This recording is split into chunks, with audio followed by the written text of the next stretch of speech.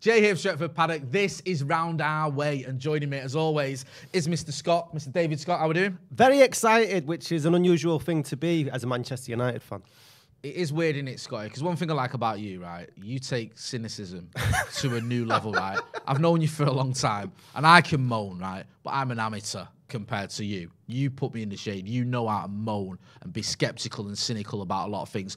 But even you've got, like, positivity. Can I defend that before you start? Like, I'd rather be cynical. I'd rather be a pessimist and proved wrong than an optimist.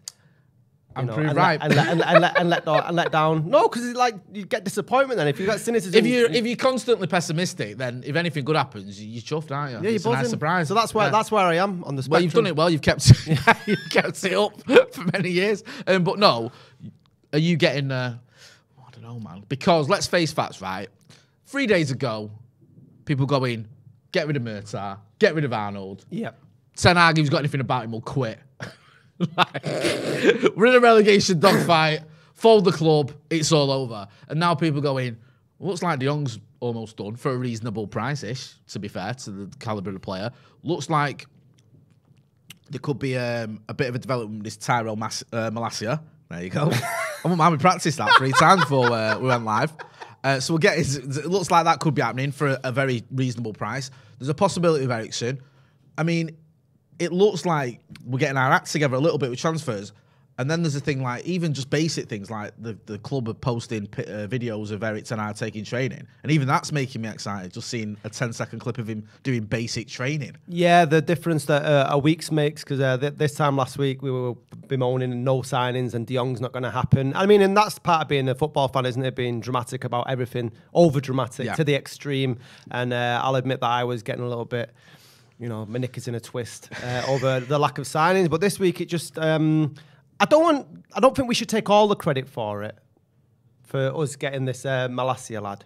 But no, go on. I think that considering... What do you mean when you say that? In what way? Like? Because like last week, we were saying that when's the last time that United have signed an unknown player and tried to build him up through the ranks? So I just presume that the scouts at Man United had started watching Stretford Paddock. Well said. Well said.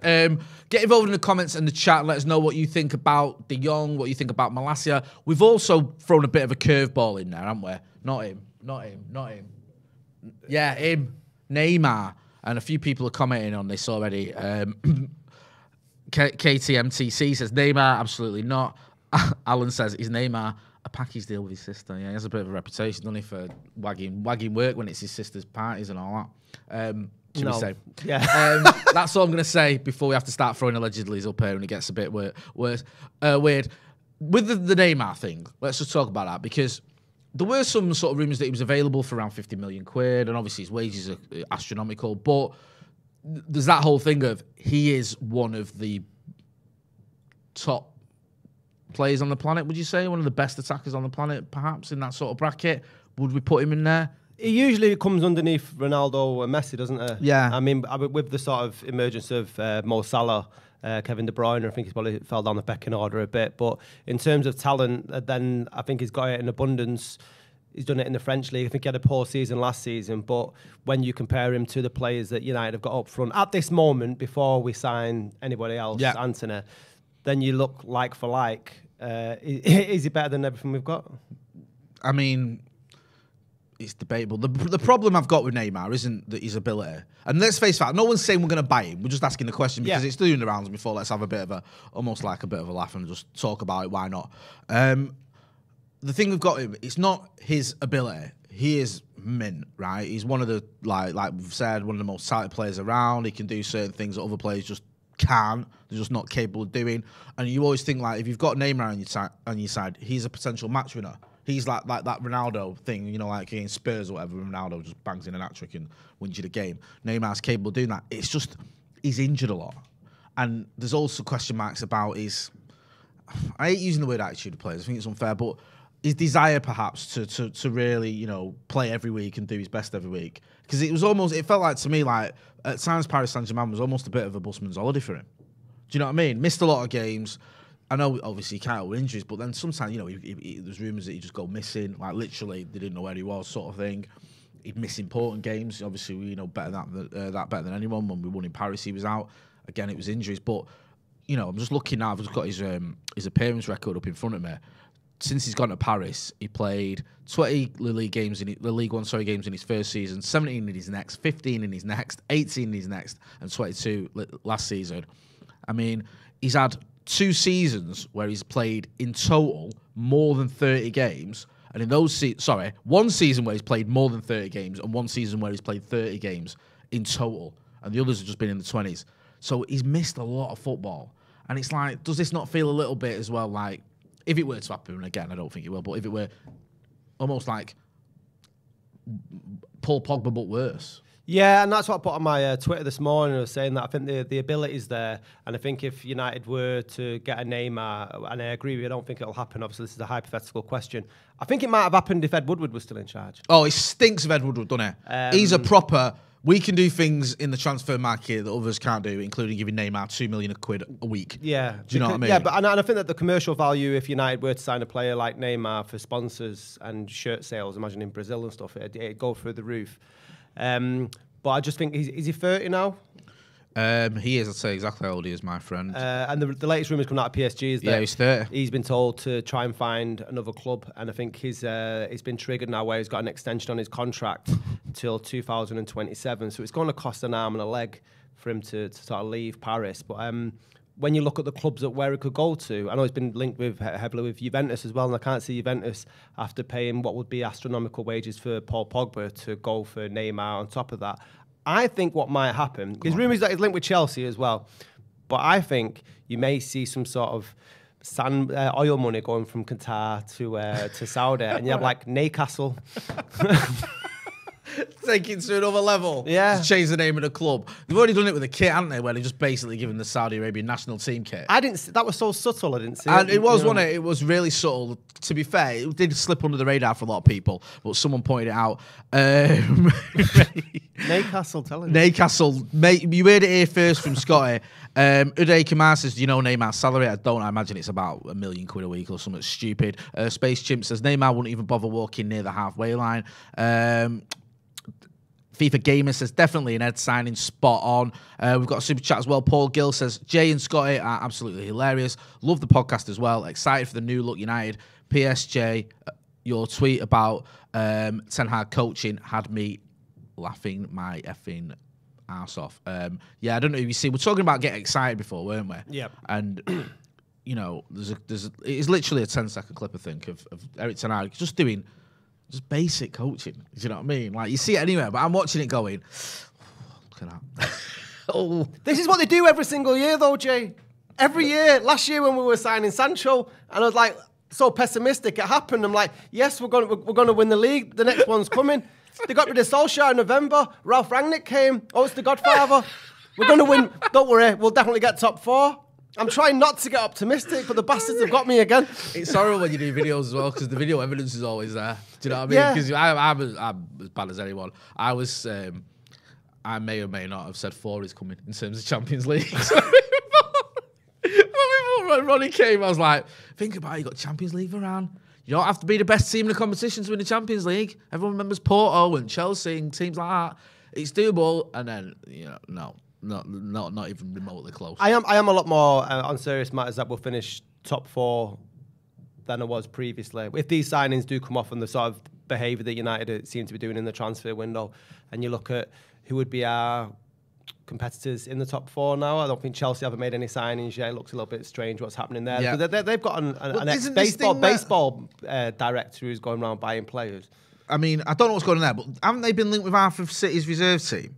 There was a thing that they were linked with, is it Nathan Ake and someone else as well? There was talk, and also what's happening with Rafinha? Because there was talk that he's going to go to Arsenal, and then it was like, oh, he could be going to Chelsea.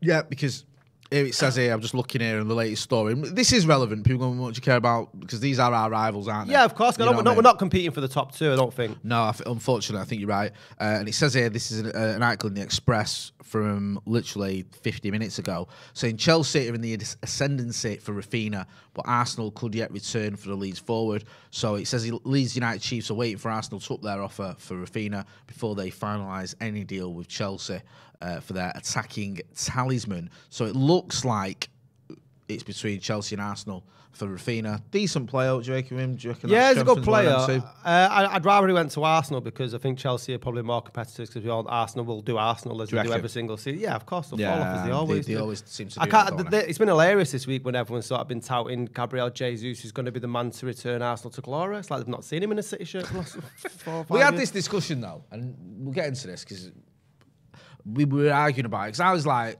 I get what you mean. He's not like he's been City's best player. And his numbers are bang average, really, for a team that quality. He's playing in a City team, that City team. But I still think, for me, the one sort of flying the ointment is, I think Arsenal's attacking sort of 3 or whatever are so overrated.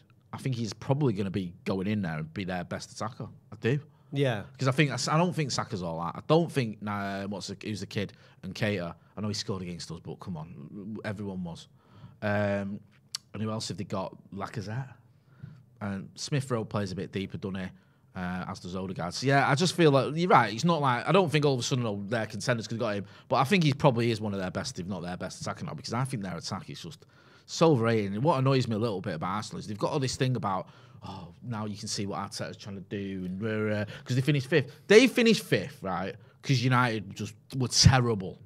You took us out of that equation. Yep. That's why you finished 5th. And also, finishing 5th isn't good for Arsenal. That's like, we're annoyed we finished 6th. If we'd have finished 5th, would we be sat here going, should have given Ralph Rangnick more time? Yeah, but I love the way they've dressed it up as all finishing 5th. They failed to finish 4th. Yeah. And also, they should have done, really. It was imagine, right, as well, it's between you and your derby rivals. You're both in a similar situation. You both got similar-ish squads. You can argue that Spurs have obviously got world-class players in Kane and Son, where Arsenal haven't. But I think in terms of the squad, there's not that much difference. You've got one manager who's been there for, 3 years? You've got another manager who's been there for 3 months. And it's him that gets Spurs over the line, and you're in 5th again. Yeah. After a summer as well, last summer, where he went out and spent big. They bought, Ben White, they bought Ramsdale, they bought a couple, I forget who else they got brought in. But they spent money, didn't they? And it was like, right, this is it now, we're going to go for it. And then they finished 5th, and it's like, oh, yeah, but you can see what Arteta's doing, and we've got this young squad. And I think we said this on the podcast the other day, I think it was me and Joe were talking about it. And I remember when Arsenal were playing Liverpool, and Martinelli was trending, right? I didn't watch the game, Martinelli's trending. And I turned the game, and I thought Arsenal were winning, like he scored a winner or something. He'd megged Trent Alexander-Arnold, and he got beat 2-0. But he was trending because everyone was like, "Oh, Martinelli." Do you know what I mean? It's that level in it where it's we're talking at the top of the show about us getting optimistic every single year. It's the new Liverpool, aren't they? This is our year. They are, and it's like I think you're right. I got pelters on Twitter a couple of years ago, and I said now that Aubameyang's staying, Arsenal nailed on for that 8th spot, and they did finish 8th. It's one of the rare things, right? Meku Banerjee says, Neymar, why? Bloody hell, lads. If you just joined us, yeah, we were having a little bit of it's a bit tongue-in-cheek, that one, innit? Vikesh Patel says, Jay, you just described us and City in 15-16. It was when it was at 15-16, where we were both sort of kicking around for the top 4. I think it might have even been 16-17. Oh, no, it was 15-16, wasn't it? Yeah, you're right. Hit that like button if you're watching. In terms of these new transfers we're getting, it looks like we're going to get them anyway. For De Jong, I think Jamie Jackson has just done a significant step. Yes. How far away were we? Because every day it's the closer. So, honestly, we're terrible for it on this channel because I report usually myself in the morning. We do a paper talk where we literally report on what the papers are saying, like Sky do it, and everyone does, so this being said. And it's so difficult, when you want to move a story forward. Yeah. Because there's nothing to say other than, we're waiting. Do you know but I know that's what you do for a living, and I'm not expecting you to put one of these in the nose, but the people actually run Twitter accounts that profess to know everything. It's closer. How far were they? You've been saying this since April. Do you remember Jadon Sancho? It was 18 months of that. Yeah. Imminent. Edge is closer. Days away. It's like Google and it's looking for cinnamons. Yeah. This is what me and producer Callum do every morning. We're like, how can we say that in a different way? How can we make this sound like this is moving in any direction whatsoever that we've not used already? Because it is always terms agreed, bid close, bid imminent, deal closed, days away, within a week. You know what I mean? It's definitely happening. Yeah, honestly, the Sancho one. And the weird one was, the biggest one was Ronaldo. And that was went from not happening to a done deal within a day. Do you know what I mean? We were like, what the? It was like an official tweet went out from the club within sort of 4 hours of him being properly linked with us when it looked like he was moved to City was off. As you mentioned, Ronaldo there, might as well talk about him as he's on the thumbnail. Well and with the rumours that as George Mendes, isn't it, his agent, met with one of the people at Chelsea. Do you think there's any substance to the rumours that he might want out of Old Trafford? And how would you feel? I mean, I'm like you, bro. I'm not ITK. I just read. You know, I have journalists that I trust more than others that I read and stuff. And my general impression from certain people that I've read was that he was willing to stay as long as, like, you know, we didn't just buy no one in the transfer market. He wants to see a bit of ambition, but he's not looking to move on. I don't think he's on massive money as well. Do you know what I mean? So I do expect him to stay. It wouldn't surprise me if he was sort of indicating that if we didn't fix up in the transfer market, he'd be a bit unhappy. There's nothing new with players doing that. No, I mean, and he's probably earned them, especially after his season, like, you know, scoring all the goals. That's what I mean. He's one of the few that can say, actually, I did what I was expected to do. Do you know what I mean? I think we all called it, didn't we? Ronnie will probably get 20 odd goals this season. He did. And we finished, you know, 6 or whatever. So, for me, I think he's going to be here for another year, and I'm all right with that. I am. I know it sounds a bit weird, a bit wishy-washy. I'm all right with that. I want him to stay for another year. I know a lot of people think he's a problem and don't want him to, and, you know, we want to kick on. You got to get out of his shadow or whatever. But I think one more year of Ronaldo, I think, would be very useful. And then where do we go from there? It's got to be a centre forward next season, would you say? Yeah. This? He seems to be looking at the flanks from the players that he's sort of linked with. Yeah. You know, Anthony's a left winger, isn't he? Yeah, he cuts in on his. He plays on the right, but he's left-footed. Yeah. So he cuts in on his left. There's a good chance we'll never see Mason Greenwood play for United again. Andy Martial, I'd be very surprised if he managed to turn his United career around. Marcus, I think he's got to do something before Christmas to show us that he's not a spent force. I know that sounds ridiculous for a 24-year-old, but he's had a stinker. But none of those, you know, well, certainly not in the case of Marcus. He's not an out-and-out striker, is he? So I think you're right. I think we do need a striker. I look at very few, though, aren't they? I mean, I look at someone like Charlie McNeil in the academy. I love Charlie McNeil. He's a fantastic young player. But he's 18 now? He's nowhere near ready for, in my opinion, to be thrown into the first team. Yeah. You know, in a couple of 2 or 3 years, there's every chance he could be. Same with Joe Hugill. Great, talented young players, but they're not there yet. So I think maybe next summer it would be a striker. And the trouble is, you said it there, it's such a valuable commodity. Like, you saw it with Benfica, didn't you, with the Scousers? Oh, we want €100 million. They didn't blink. No. Straight away, yeah, you can have that. Because it's like, right, we want him. We need him. He's a goal scorer. And he's only had one big season, hasn't he? Yeah. Let's have him. City with Ireland, that's well annoyed me. Because it was almost set he was going to be that money. I thought everyone, you know, I can't see anybody else really spending them, you know, the wages and stuff. The wages, the connection with his dad, just the fact that they were obviously making that move very quickly. Like, it's been going on for months. Yeah. Do you know what I mean? And then they're getting a player who's, 22, 21, 22, proven goal scorer. Yes, there's a slight sort of question mark around his injuries, but, you know, I'd be very surprised if he's not banging in 30 goals next season. It's an interesting question. I should maybe ask the people out there, what if you could sign a centre forward for Man United either this season or next, is there anyone out there that would really sort of lead the way? That's one of the disappointing things, because when Ralph Rangnick first came in, and he said he identified 8 centre forwards, didn't he, to the board. I think 3 of them have gone this summer, haven't they? Yeah. The Haaland, Nunes. I think did you make it up? Vlahovic as well. Vlahovic, he said Vlahovic, Alvarez, and the kid, well, no, he's not a centre forward, but an attacker, Diaz, who went to the Scousers. What did you make it out when he said all that? Because he didn't say we needed 10 players as well. Apparently the board was fuming. Did you like all the Ralph Rangnick stuff? It was the best part of his career. I can't remember much of the football, but to be honest, in terms of sound bites and him speaking on behalf of the frustrations of most of the fans, I think he was probably doing a disservice to the club. So, you know, to players saying 10, I was like, I can count more than that. I think, you know, we were talking earlier about being almost a little bit deluded or a little bit like, I think Rangnick with me was the worst. I'd never heard of him. And I was thinking, like, I was listening to Steve and a few others saying, you know, Gegenpress and all that, don't worry. Gegenpress. Yeah, Gegenpress. And then Klopp's going, he's a great coach. Bet you think he is, bro. Yeah, he just made your job easier. Tuchel as well. Yeah, he's like you're saying the Godfather and all that. You think, oh, this is it. He's going to be, you know, 30 minutes against Crystal Palace. I'm like, oh, here we go. Yeah. Do you know what I mean? And after that, it was horrible. Right, looking how it went then, and we're going off a little bit of topic here. And then seeing how Spurs performed, getting top 4 with Conte. Oh. Right. Do you have any sort of regret that United didn't go for Antonio Conte? I don't. Not, would it be if we don't get top 4 next season under Ten Hag? Is it the only way I'd have regret is even if we don't get top 4 under Ten Hag next season, I wouldn't want to see it. I think he gets at least a season because we're so far away. Yeah. Do you know what I mean? Like, I'd be disappointed if we get top 4, but I wouldn't go and get rid of the manager because he's inherited a reet mess. I think that I can get the idea that this is a coach who's, I know he's 52, but he's on the up. Bit more long term, hopefully. We'll have to wait and see because we've heard that before. So I get it, and I'm all for it. I would have had Conte at the time. I'm not going to pretend I wouldn't. He's a Premier League winner. He's a proven winner. Won Serie A with Inter as well. And I think you get probably 2-3 seasons out of Conte, and during those seasons you challenge at least.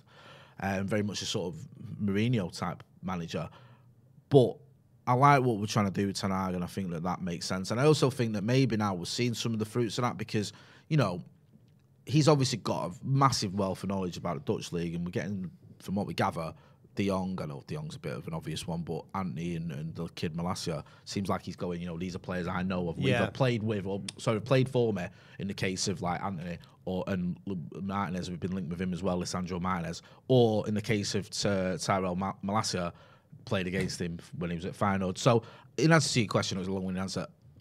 I'm glad we've got Ten Hag. I am. Yeah. I am. What about yourself? No, I agree with you. I mean, at the time when Conte was being touted, I thought, why we're not going for him in terms of like people were saying it was a short-term solution, and I couldn't see any alternatives. And I know there were people that were celebrating Ralph Rangnick, and I got along with jumped on the band. You have to. Yeah. It's easy to do. What are you going to say? No, he's shit. I'm not going to follow you. And that's the problem because it's it's almost difficult to go, I don't know who he is, so I know he's shit.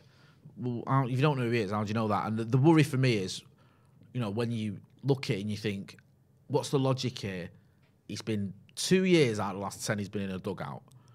He's never really managed at the top. What was the logic? That's what I mean. No, you're right, bro. And it's like, he's never managed at a Hoffenheim or an RB Leipzig or a RB Salzburg or a Lokomotiv Moscow when he was director of football, whatever. Ain't a Manchester United. Do you know what I mean? If he'd have been at a Bayern or whatever, you go, all right, and yeah, he knows it. And it's just like, it just felt a bit, it feels strange. And the one saving grace with it all, I thought, anyway, was, okay, he's going to stay on as a consultant, which seems to be more his forte, because he's done that at Moscow, he's done that at the RB clubs, where he helped build the entire club. All right, he's going to stay on as a consultant, he's quite savvy, he's got a good record of bringing in youngsters and getting players like Haaland and Naby Keita and one or two Upamecano when they were young and getting bargains and stuff, so that makes sense. And you find out he's not even doing that. Yeah, then he taught himself out of a job, and now is the Austrian national coach. But anyway, Ralph Rangnick's in the past. Looking forward, the Malacia deal, when it goes through over the next couple of days, hopefully, it's different to how United are used to perform in the transfer window. And this is what we're saying at the top of the show. We've been sort of slating them for going out and signing Galacticos, and the way they seem to have gone about this, really sticking it to Leon in the last minute, and then getting the signing over the line. Yeah. It's good, isn't it? Yeah, you said, and that's the optimism. Yeah, Joe was saying this yesterday. He's like, it's sneaky, but it's good. I like it. Yeah, man. You want a bit of that. It's like, what have Leon offered? All right, and they're going to go for that. Yeah. We'll give you 2 million more. Gazumping, they call it. Yeah, gazumping. Yeah. Good bit of gazump. Because you're right, we never did that. People always going about Dan James as the sort of bargain that we got. Because we made money on him. Who refers to Dan James as a bargain? We made money on. Do you know what I mean? But like we did. We doubled our money on it. Yeah. Do you know what I mean? But people use that as a reference of like, oh, look at the Dan James deal. That's the only one we've done where we've actually made a profit on. And now we got a bargain. But I don't agree it was a bargain because I think if you look at that transfer when we bought him, Leeds were in for him in the January for $4.5 million. Yeah. In the next 4 months, he didn't do much. And we bought him for 15 million or 12 up to 15 in the June. So there's not like, oh, that's an amazing deal. That's United paying 3 times what he was going to go for. Because 4 months. Yeah. So it wasn't the deal that everyone, and that's the only one I can think of. I'm sorry. That's actually a deal where we made a lot of money on. Well, it's not my money. I'm not celebrating Dan James as a No, I'm not. I'm saying it's indicative, though, isn't it? Because we haven't made money on any transfer. No. I mean, as a football club of our stature, we shouldn't be looking that as being our end goal when signing players. But with this one, it does seem good that we're not going for the well-known names, the Galacticos or whatever. And to be honest, left back was probably not the first position I thought that we might be trying to improve on. I'm a little bit surprised in a way because the rumours and noises were that Luke Shaw's future was quite secure, and What does it mean then? Because you got Shaw, Tellez, Brandon Williams, who can all play. I think Brandon Williams again. We don't, it might turn out to be wrong, but there was rumours that Brandon Williams is available for a transfer. I think Tellez is done. I think he's played his way out of the squad last season. Really? Yeah, I just thought those last 10 games when he played. And I quite like Alex Tellez. He's good on the ball. He's got, he's great at dead balls, whatever. But he fell off a cliff for him, didn't it? So, left back really is Malacia's there to grab, given that Luke Shaw, I think this is right, and you can give me pelters on the comments, but Luke Shaw, during his career at United, has done 5 assists. Really? Is that it? No. Don't surprise me. You know what, though? Even more with Luke Shaw, those stats, and I'll take your word for it, are shocking. But some of those stats, like but I always say with Shaw, he's been here, 7 years now? How many good seasons has he had? And I know he had the injury. I'm not having a dig at the kid for having the injury. But how many good seasons has he had in those 7 years? Seasons? As in all right, yeah. Spells? 9 months? In total, if you add it all up. To be fair, he seems to play his best just before the injury, and that's been a while ago now, and I don't think we should be looking back to the past. 6 years ago, was it? When under Van Gaal. Killian Core in the Super Chat is a member of the Academy for 6 months. Thanks for your support. Says things needed to crash and burn for the board to act on make changes. If we finished 4th, the radical changes wouldn't have happened. Are we saying there about under Ralph Rangnick? Maybe it was one of those where you needed that horrific end to the season. You need to reach your bottom before you can go up, I think. I think that's a very astute comment. Yeah, someone else is saying, Brian Pedron says Williams is for sale. Who else is there?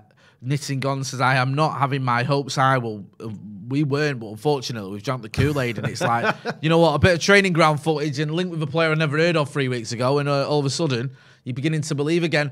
Just on the De Jong one, just end on this. De Jong, Jamie Jackson was commenting, saying he's also said there's hope about Eriksen could join, and that De Jong is open to joining United, which I think most of us were expecting. What do you make of this deal? This seems to be the main one. What do you make of De Jong coming to United? Are you excited? Yeah, very excited. I put on Twitter today. I don't think we've had a midfielder that can play box to box, or so many different sort of positions. Yeah. And we've got that many gaping holes. He's probably going to need to play that many positions next season for United. It'll be interesting to. I think he wants to play deeper, doesn't he? And that was part of his problems at Barcelona. So that'd be interesting to what that means with. Is it McTominay or Fred that's going to partner him, if at all?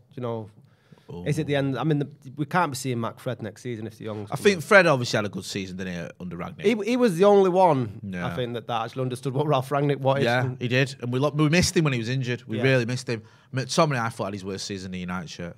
What's your opinion on him as a player? Is he good enough if we're going to have the aspirations to winning the European trophy, pushing, trying to challenge for the top 4? Is McTominay good enough? How old is he now? He's 25. You've got to be hoping that you... He needs to do something this season. He needs to do something better. Last season, I thought out of everyone, he's the only one that got away with it. Yeah. I thought everyone else got called out for their performances. Rashford got called out. Maguire got called out. Shaw got called out. Who